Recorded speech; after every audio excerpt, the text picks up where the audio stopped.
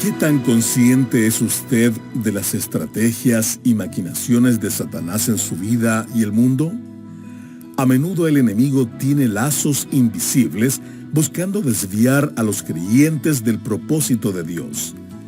Bienvenido a Sabiduría para el Corazón con el pastor Stephen Davey en la voz y adaptación de Daniel Cuquín. Como creyentes debemos conocer las técnicas de Satanás y cómo se manifiestan en nuestro diario vivir. Hoy aprenderemos herramientas prácticas basadas en la verdad bíblica para triunfar sobre sus engaños y vivir en victoria. Continuamos en la serie Ángeles, Demonios y otros seres espirituales. Este programa se titula Triunfando sobre las estrategias de Satanás. Bienvenido. No hay duda de que Satanás influencia y aún domina al mundo incrédulo. Como estudiamos en nuestro programa anterior, a Satanás se lo describe como el Dios de este mundo. Y sin embargo, la pregunta que nos surge es, ¿cómo impacta Satanás la vida del creyente? ¿Puede un cristiano estar poseído por un demonio? O incluso, ¿qué poder tiene el mundo demoníaco sobre la iglesia en general o sobre el creyente en particular? Me gustaría responder estas preguntas el día de hoy, y no al estudiar historias o anécdotas personales, sino al estudiar las Escrituras. En la Biblia se utilizan 3 palabras diferentes para describir la operación específica de Satanás en contra del creyente. Echémosles un vistazo. La primera de estas 3 palabras, que describen los ataques de Satanás en contra de los creyentes, se encuentra en 2 Corintios capítulo 2, versículo 11. Para tomar un poco del contexto, leamos desde el versículo 9.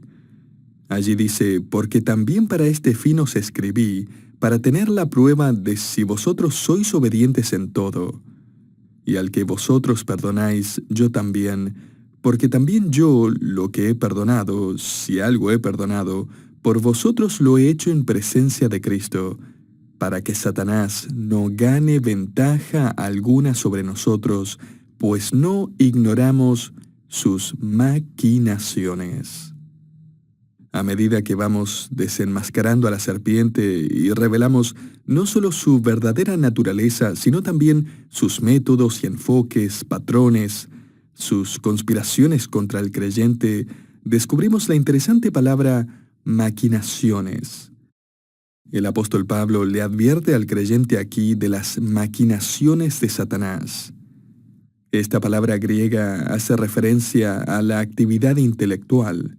Puede traducirse como propósitos o planes, y de una manera siniestra, ya que se refiere a Satanás, puede referirse a complots o artimañas o literalmente maquinaciones malignas.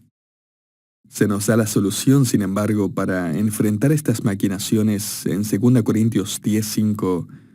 Comencemos leyendo los versículos 3 y 4.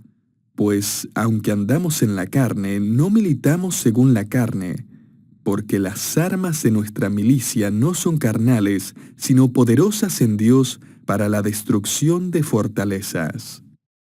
Permítame mencionar en este punto que este pasaje ha producido una serie de interpretaciones teológicas extravagantes dentro del movimiento de la guerra espiritual. Mucha gente se imagina al creyente cabalgando contra un castillo con una lanza y un grito de guerra, derribando los muros del castillo de las fuerzas demoníacas. Pero la palabra fortaleza en el versículo 4 hace referencia a aquello en lo que una persona confía, es decir, al razonamiento, detrás del cual se esconde un incrédulo. En otras palabras, la fortaleza es una metáfora del razonamiento intelectual del impío. No es un castillo místico habitado por demonios, sino argumentos mentales e intelectuales que Satanás ha usado para engañar al incrédulo. Ahora, ¿cómo podemos estar seguros de que Pablo se está refiriendo a las barreras mentales de los incrédulos, motivados y alentados por Satanás y sus demonios? ¿Sabemos realmente que estas fortalezas no son una referencia a fortalezas territoriales que necesitan ser aplastadas en la guerra espiritual en el nombre de Cristo? Absolutamente. Todo lo que tenemos que hacer es leer el siguiente versículo. Por cierto, la Biblia suele explicarse a sí misma, solo tiene que mirar el contexto. La Biblia entera es un comentario de cada versículo de la Biblia. Entonces, entre más conoce su Biblia, mejor comprenderá lo que cada versículo enseña individualmente. Ahora Pablo continúa en el siguiente versículo describiendo las fortalezas del intelecto humano que están siendo destruidas por la verdad. En 2 Corintios 10:5 él dice, derribando argumentos y toda altivez que se levanta contra el conocimiento de Dios y llevando cautivo todo pensamiento a la obediencia a Cristo. El versículo está hablando de especulaciones, de ideas, la lógica, el razonamiento mundano. También la palabra traducida altivez se refiere a enaltecerse a uno mismo. Pablo está hablando metafóricamente aquí sobre destruir la torre del orgullo, de la autosuficiencia humana. Pablo luego usa un verbo en tiempo presente y dice, llevando cautivo todo pensamiento. Él nos dice, estemos capturando y llevando cautivo constantemente todo pensamiento que va en contra de Dios. Lo que eso nos indica es que esta es una guerra diaria que se lleva a cabo dentro de nuestra mente.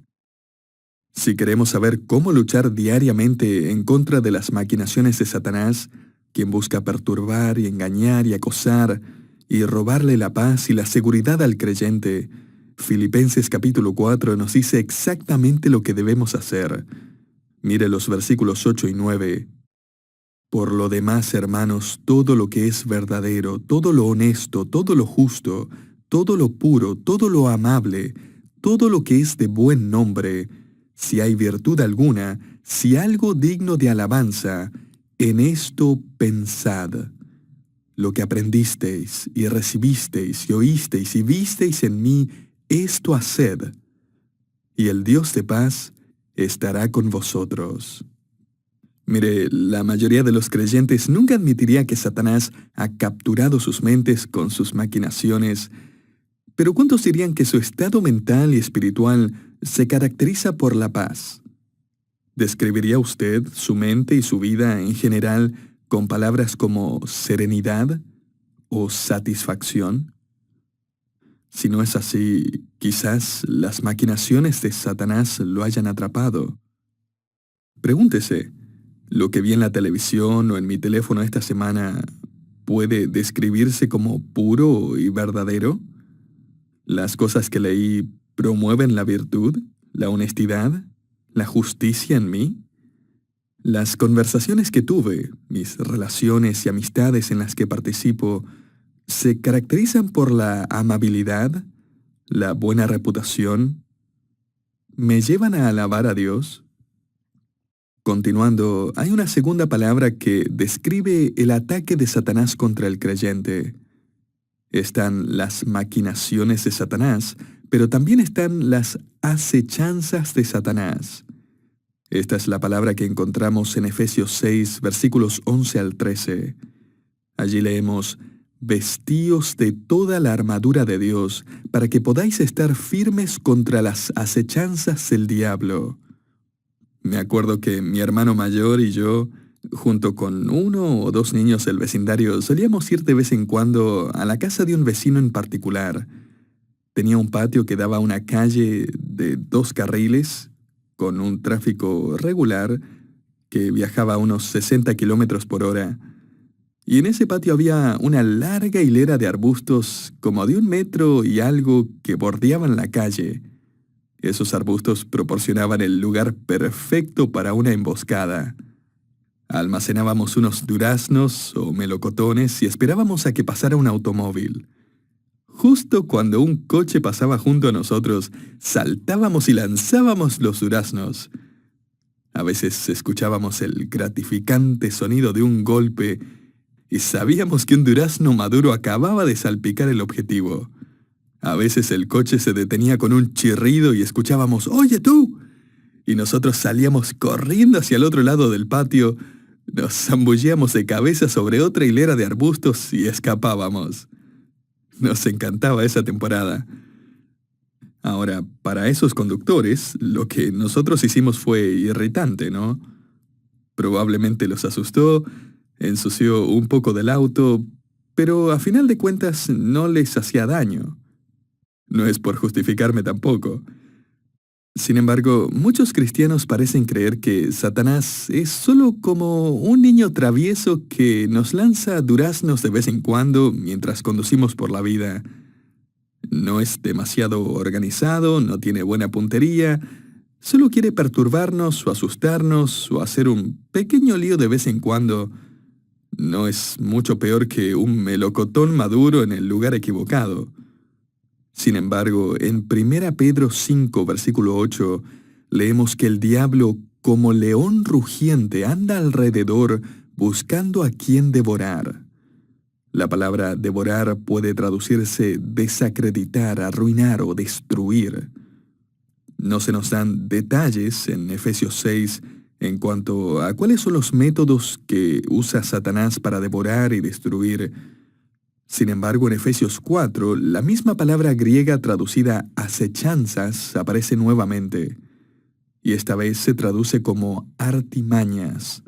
Mire los versículos 11 al 15. Y él mismo constituyó a unos apóstoles, a otros profetas, a otros evangelistas, a otros pastores y maestros, a fin de perfeccionar a los santos para la obra del ministerio, para la edificación del cuerpo de Cristo, hasta que todos lleguemos a la unidad de la fe y del conocimiento del Hijo de Dios, a un varón perfecto, a la medida de la estatura de la plenitud de Cristo, para que ya no seamos niños fluctuantes, llevados por doquiera de todo viento de doctrina, por estratagema de hombres, que para engañar emplean con astucia las artimañas del error, sino que siguiendo la verdad en amor crezcamos en todo en aquel que es la cabeza, esto es Cristo. Podría traducir la palabra griega para artimañas como astutos métodos de engaño. Y una vez más, el ataque principal de Satanás es en contra de la mente del creyente. Las mentiras engañosas de Satanás que continuamente golpean al creyente. Estoy convencido de que cada creyente se enfrenta a uno de los métodos de Satanás todos los días. Puede ser una prueba diaria de integridad o pureza. Sea lo que sea, cada día enfrenta una prueba. Permítame sugerir al menos 4 métodos que Satanás y sus demonios pueden usar contra el creyente. Estas son 4 pruebas de Satanás e incluyen la tentación. Este es un intento de desacreditar al creyente y destruir su comunión con Dios. Está la persecución, que es un intento de desanimar al creyente y dañar su confianza en Dios. Se encuentra también la división, que es un intento de desordenar a la congregación de creyentes y disolver su unidad. Y en cuarto lugar está el engaño, que es un intento de distraer al creyente y diluir la pureza del Evangelio. Hay otra palabra que se encuentra en 1 Timoteo que desenmascara aún más a este enemigo y revela otro de sus métodos. Están las maquinaciones de Satanás, están las acechanzas de Satanás, y también están los lazos de Satanás. En 1 Timoteo 3, del 6 al 7, el apóstol Pablo exige que los ancianos de la iglesia cumplan con ciertos requisitos. Por ejemplo, no puede ser un neófito, es decir, un nuevo creyente, no sea que envaneciéndose caiga en la condenación del diablo. También es necesario que tenga buen testimonio de los de afuera para que no caiga en descrédito y en lazo del diablo. Pablo usa la misma palabra en 2 Timoteo 2, del 24 al 26, para describir al incrédulo que está atrapado en el lazo de Satanás. Allí leemos, porque el siervo del Señor no debe ser contencioso, sino amable para con todos, apto para enseñar, sufrido, que con mansedumbre corrija a los que se oponen, por si quizá Dios le conceda que se arrepientan, para conocer la verdad y escapen del lazo del diablo, en que están cautivos a voluntad de él. Entonces el apóstol usa esta palabra para referirse a un creyente que por orgullo cae en la trampa, en el lazo del diablo y pierde su credibilidad, y luego para referirse a un incrédulo que está totalmente atrapado, que está en la trampa o el lazo del diablo. Sabemos que los incrédulos que han caído en el lazo de Satanás en realidad pueden ser poseídos por demonios. Pero ¿puede un creyente también ser poseído o habitado por espíritus demoníacos? Muchos defensores del movimiento de la guerra espiritual dicen que sí. Señalan como prueba los ministerios de liberación, que supuestamente liberan a los creyentes de todo tipo de demonios, como el demonio del cáncer, el demonio de la pereza, el demonio de la pobreza, etc. Sin embargo, no tienen fundamento bíblico sobre el que apoyarse. Además, no entienden lo que el apóstol Pablo escribió en Colosenses 1, versículo 13, cuando dijo: Dios nos ha librado de la potestad de las tinieblas y trasladado al reino de su amado Hijo. Es decir, nuestra redención nos libera de cualquier atadura de Satanás. Como dice 1 Pedro 2:9, Dios nos llamó de las tinieblas a su luz admirable. Aquellos que creen que pueden ser posesión de Dios y al mismo tiempo ser poseído por demonios, no se están basando en la Biblia. Se basan en experiencias subjetivas, historias que han oído, pero en ninguna parte del Nuevo Testamento vemos siquiera un ejemplo de un creyente que es habitado por un demonio. Un autor escribió, y estoy totalmente de acuerdo, que no hay ningún ejemplo en la Biblia en el que un demonio haya habitado o invadido a un verdadero creyente. Tampoco vemos a los creyentes reprendiendo, atando o echando demonios de un creyente. Cristo y los apóstoles fueron los únicos que expulsaron demonios. Y en cada instancia, la persona poseída por un demonio era un incrédulo. Ahora, ciertamente el conflicto con el enemigo es real. Estamos hablando de las maquinaciones y las acechanzas y los lazos de Satanás. Pero también debemos entender que esto es muy diferente a creer que los demonios pueden poseer a un creyente. Permítame darle una definición de posesión demoníaca que considero que es consistente con lo que leemos en todo el Nuevo Testamento. Y creo que esto puede aclarar el problema. La posesión demoníaca debe distinguirse de la influencia o la actividad demoníaca en relación con una persona. El trabajo del demonio en este último caso es desde afuera. En el caso de la posesión demoníaca, es desde adentro. Permítame resumir esta definición en 2 frases. Si bien el enemigo puede influir en el creyente, no puede poseer al creyente. Pero si bien el enemigo no puede poseer al creyente, sí puede destruir su vida. Ahora, con lo que queda de nuestro estudio de hoy, me gustaría que veamos unas ilustraciones bíblicas de creyentes y no creyentes que fueron impactados por Satanás, y que aprendamos algunas verdades a partir de estos pasajes. La primera ilustración es el apóstol Pablo. En 2 Corintios 12:7 leemos que Pablo luchó con el orgullo, y Dios usó a Satanás para su propósito soberano, y Pablo escribe: para que la grandeza de las revelaciones no me exaltase desmedidamente, me fue dado un aguijón en mi carne, un mensajero de Satanás que me abofetee, para que no me enaltezca sobremanera. Mucha gente ha tratado de identificar este aguijón en la carne, pero la verdad es que no se nos dice lo que era. La palabra griega para abofetear hace referencia a golpes aplastantes, así que fuera lo que fuera, era una situación dolorosa, desagradable, y lo atormentaba. Ahora, en ninguna parte leemos que Pablo intentó atar o reprender o expulsar a este mensajero satánico. Pablo simplemente oró para que el Señor se lo quitara, Pero Dios decidió no responder a su oración de la manera que Pablo quería.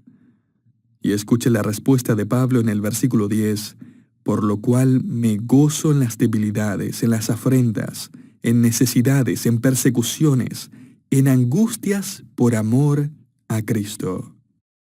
Si el apóstol Pablo viviera hoy, nunca lo entrevistarían en el canal cristiano. A los ojos del cristianismo moderno, Pablo sería un perdedor. La gente le diría, ¿qué quieres decir con que estás contento con angustias y dificultades? Reprende a ese mensajero de Satanás. La gente le estaría recomendando la oración de Jabes y diciendo, escucha Pablo, lo que tienes que hacer es orar de esta manera. Así te vas a asegurar de recibir las bendiciones de Dios. Pero no. Dios le dio acceso a Satanás a la vida de Pablo para mantenerlo humilde. Y eso resultó en una mayor bendición. Mira el versículo 9. Y Dios me ha dicho, bástate mi gracia, porque mi poder se perfecciona en la debilidad. Como segundo ejemplo, vemos que Dios le dio acceso a Satanás a la vida del apóstol Pedro para desarrollar madurez espiritual en él. Jesús le dijo a Simón Pedro, como se registra en Lucas 22:31, Simón, Simón, he aquí Satanás os ha pedido para zarandearos como a trigo. Luego Jesús le dice básicamente que una vez que se hubiera arrepentido, estaría preparado para un ministerio eficaz y duradero. Continuando, las Escrituras parecen indicar que Judas fue poseído por el mismo Satanás, lo que demuestra que él era un incrédulo. Satanás impactó la vida de Judas, y sin embargo esto también cumplió la voluntad de Dios, ya que hizo avanzar el plan de la redención. Cumplió con la palabra de Dios de que el Señor Jesucristo sería traicionado por uno de los suyos. Juan 13:21. También hay varias ilustraciones de miembros de la iglesia que fueron impactados por Satanás. No sabemos si algunos eran creyentes o incrédulos, y sin embargo a Satanás se le permitió impactar sus vidas para mantener la pureza moral y doctrinal dentro de la iglesia. Por ejemplo, en 1 Corintios 5, del 1 al 5, se nos dice que hubo un hombre que persistió en la inmoralidad, estaba viviendo en pecado con su madrastra, y la iglesia se negó a confrontar a este hombre que evidentemente era un creyente. Pablo les escribe en los versículos 4 y 5, en el nombre de nuestro Señor Jesucristo, reunidos vosotros y mi espíritu con el poder de nuestro Señor Jesucristo, el tal sea entregado a Satanás para destrucción de la carne, a fin de que el espíritu sea salvo en el día del Señor Jesucristo. Entonces, Satanás en realidad puede causar la muerte de los creyentes que se niegan a arrepentirse. Actúa así como el agente de Dios para suministrar la disciplina final del creyente. En 1 Timoteo, el apóstol Pablo usa el mismo lenguaje y leemos en el capítulo 1, versículos 19 al 20, manteniendo la fe y la buena conciencia, desechando la cual naufragaron en cuanto a la fe algunos, de los cuales son Himeneo y Alejandro, a quienes entregué a Satanás para que aprendan a no blasfemar. La instrucción de Pablo es muy diferente a lo que escuchamos hoy. En lugar de liberar a la gente de Satanás, Pablo en realidad dice que la iglesia a veces entrega personas a Satanás. Ese es un ministerio de liberación del que pocos hablan hoy, ¿no? Eso seguro que no va a vender muchos libros, pero sí va a purificar la iglesia. En Hechos 5, del 1 al 5, Ananías y su esposa Zafira llevaron una ofrenda a los apóstoles, diciendo que era todo el dinero que habían ganado con la venta de algunos bienes personales. Ananías llegó primero a la iglesia, su esposa llegó más tarde, y dijo Pedro, Ananías, ¿por qué llenó Satanás tu corazón para que mintieses al Espíritu Santo y sustrajeses el precio de la heredad? Y al oír Ananías estas palabras, cayó y expiró. Y vino un gran temor sobre todos los que lo oyeron. Luego entró Zafira, su esposa, y mira el versículo 8. Entonces Pedro le dijo, dime, ¿vendiste en tanto la heredad? Y me imagino al resto de la congregación seguramente sosteniendo la respiración. Y ella dijo, sí, En tanto, continúa en los versículos 9 y 10, y Pedro le dijo, ¿por qué convenisteis en tentar al Espíritu del Señor? He aquí a la puerta los pies de los que han sepultado a tu marido, y te sacarán a ti. Y al instante ella cayó a los pies de él, y expiró. Y eso nos da la idea de que Satanás, el destructor, en el momento cuando Dios le da su permiso, va a buscar destruir la vida de un creyente. Ahora, ¿cómo podemos evitar nosotros los lazos, las maquinaciones y las acechanzas de Satanás? Permítame darle 2 principios para el creyente que desea terminar bien la carrera de la vida cristiana. El principio número 1 es el principio de la consagración. Esto es simplemente permitir que el Señor, quien es su divino dueño, controle su vida. El apóstol Pablo escribió en 1 Corintios 6:19 que le pertenecemos al Señor, y no a nosotros mismos, que su cuerpo es el templo del Espíritu Santo, el cual está en usted, el cual tiene de Dios. El principio de la consagración simplemente significa que usted le permite al propietario del vehículo que lo opere como mejor le parezca. El principio número 2 es el principio de la concentración. En otras palabras, ¿a qué está mirando? ¿A quién está siguiendo? ¿A quién está permitiendo que lo influya? ¿Quién es su maestro y guía? La clave, querido oyente, se encuentra en concentrarse en la voz del Señor. Querido oyente, ¿a cuál de las 2 voces le está prestando atención? ¿A la voz del Señor o a la voz del mundo? Consagración y concentración. Estas son 2 formas en las que puede vencer la tentación de Satanás el día de hoy.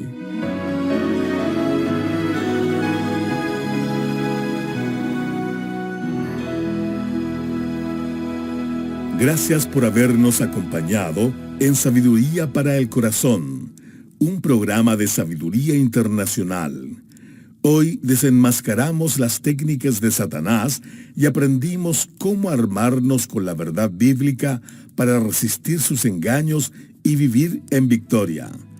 Este episodio se titula Triunfando sobre las estrategias de Satanás y forma parte de la serie Ángeles, demonios y otros seres espirituales.